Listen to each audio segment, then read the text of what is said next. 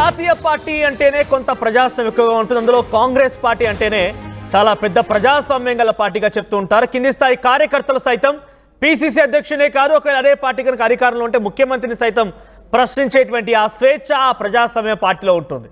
అయితే ఇప్పుడు నేను ఎందుకని చెప్తున్నానంటే అటువంటి పార్టీలో తనని ఎవరు అడ్డుకుంటున్నారని చెప్పి ముఖ్యమంత్రి రేవంత్ రెడ్డి భావిస్తున్నట్టు ఉన్నారు బహుశా. అందుకే ఆయన పార్టీ పైన మరోవైపు పాలన పైన రెండింటిపైన కూడా పట్టు కోసం ఒక బిగ్ మాస్టర్ స్కెచ్తో సిద్ధమవుతున్నారట.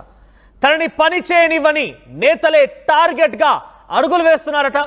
రేవంత్కు పూర్తి భరోసానిస్తున్నారు. పార్టీ అధిష్టానం కూడా పక్కా ప్లాన్తో ముందుకు కొనసాగుతున్నారు. రేవంత్, మీనాక్షి నటరాజ్ ఇద్దరు కూడా రాహుల్ ఏఐసిసి అండదండలతోనే ముందుకు వెళ్తున్నట్టు తెలుస్తోంది. అందులో భాగంగానే అద్దంకి దయాకర్కి పదవి ఆ ప్లాన్లో భాగంగానే కనబడుతోంది. ఇక దయాకర్కి పదవి రాకుండా కొందరు నేతలు చిక్కులు కూడా పెట్టినట్టు తెలుస్తోంది, కొందరు అడ్డుకున్నట్టు కూడా తెలుస్తోంది.